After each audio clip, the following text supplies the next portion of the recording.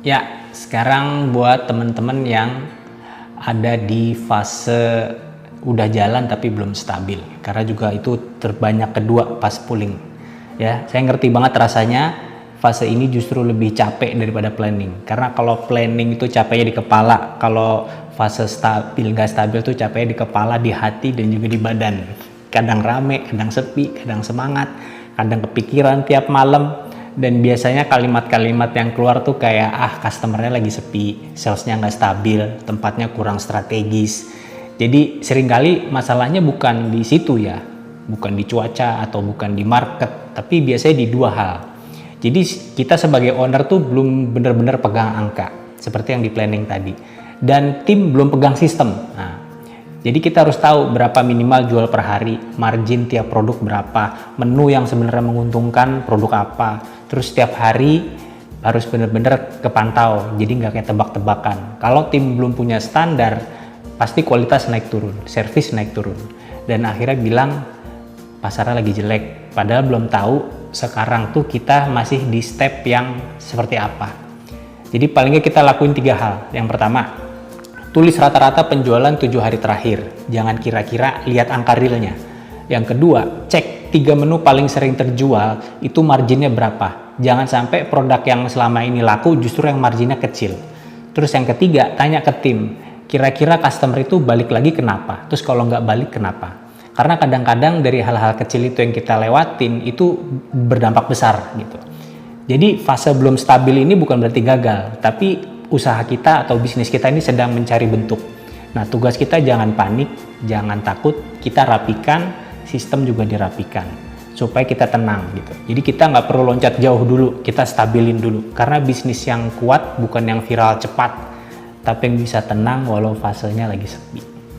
Ya, jadi teman-teman bisa coba dipikirkan kayak kolaborasi komunitas, bikin event kecil, terus jangan lupa database WA atau membership, targetin 10 repeat customer, ya, bangun database, follow up manual, repeat rate, terus average ticket, bundling, upselling, ya. Average ticket tuh maksudnya satu tagihan atau satu receipt atau nota itu per orang rata-rata berapa tuh penjualannya, belinya kita berapa, bayarnya gitu.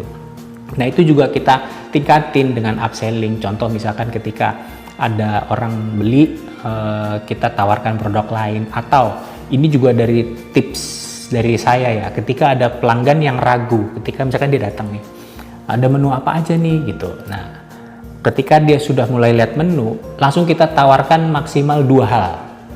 2 hal aja. Contoh, kalau saya ya, yang saya praktekkan, kakak atau bapak, ibu sukanya kopi yang pakai susu atau kopi hitam. Tawarin 2 hal aja. Nanti dia akan bilang, oh kayaknya saya suka yang susu deh, yang pakai susu mas biasanya. Oh udah, setelah itu tanya lagi, mau yang panas atau yang dingin? Oh yang panas. Oh berarti bisa menu ini kak. Biasanya kalau dia sudah menjawab 2-3 kali, itu persentase dia untuk yes buyingnya itu udah 80% gitu. Tapi yang tawarkan cukup 2 aja, Nah, itu salah satu tips untuk apa ya, ngebantu customer untuk beli gitu. Kadang customer mau beli, mereka bingung mau beli menu apa nih gitu. Dan ketika misalkan menu kita lagi sold out, oh menu kita lagi ya, oh yang menu yang ini lagi habis nih kak gitu. Kita adanya menu ini gitu. Mungkin kalau kakak suka yang rasanya nggak terlalu manis, bisa yang ini atau ini gitu. Tawarin 2 aja. Karena gini, psikologis si pelanggan itu kalau dia lihat menunya banyak, dia bingung. Semakin lama dia bingung, itu kemauan dia untuk beli itu turun tuh. Nah, kita harus cari momennya. Jadi kayak gitu. Itu salah satu trik psikologis membantu customer untuk beli gitu kan. Lalu yang kedua, yang penting supaya kita stabil itu membership, entah itu database, entah itu loyalty card. Nah, itu coba aja, gampang kok bikin loyalty card. Misalkan tiap kali beli menu sekian, bisa rupiah, bisa menu, atau bisa tiap kali pembelian dapat stempel. Itu sepele loh, tapi itu powerful loh kalau diterapin. Itu pengalaman saya ya. itu udah jarang dibahas tuh. Tapi sebenarnya itu sangat praktikal gitu. Jadi saya ngebahas di sini bukan teori yang muluk-muluk, yang wow gitu, tapi yang simple tapi it works gitu. Jadi orang-orang tuh akan terus repeat. Dan usahakan ketika kita pengen kita itu stabil, ada koneksi emosional sama si customer gitu. Setiap kali mereka transaksi itu mereka merasa diperhatiin, itu yang bikin stabil, itu yang bikin balik-balik lagi gitu.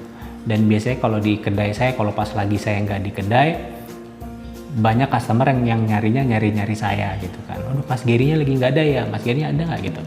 Dan itu juga satu PR juga, tantangan buat saya, buat barista saya, supaya dia gimana tuh mereka bisa ada Geri nggak ada Geri, mereka tetap beli. Karena pernah waktu itu ada kasus, ada customer datang tapi dia pesan makanan lain tapi nggak ngopi karena sayanya nggak ada. Begitu saya datang, Mas Geri nih baru mesen kopi. Itu PR saya tuh, gimana si barista ini atau tim saya dia bisa mendeliver, entah itu service, entah itu produk, entah itu cara dia berkomunikasi yang nyaman gitu. Jadi saya di sini nih bukan berarti, kembali lagi, bukan berarti saya menggurui, saya lebih berhasil, saya lebih sukses, enggak. Saya pun juga ada tantangannya sendiri-sendiri gitu ya. Jadi untuk teman-teman yang masih belum stabil, tetap semangat, utamain retensi atau repeat order. Yang udah pelanggan itu repeat ordernya diutamain, bikin membership lah atau loyalty card, itu udah cukup banget lah. Itu yang simple, itu aja ya. Nextnya nanti mungkin kita bisa tambah-tambah lagi, sharing lebih banyak ya. Semoga saya bisa luangin waktu kayak gini kita untuk discuss, untuk sharing.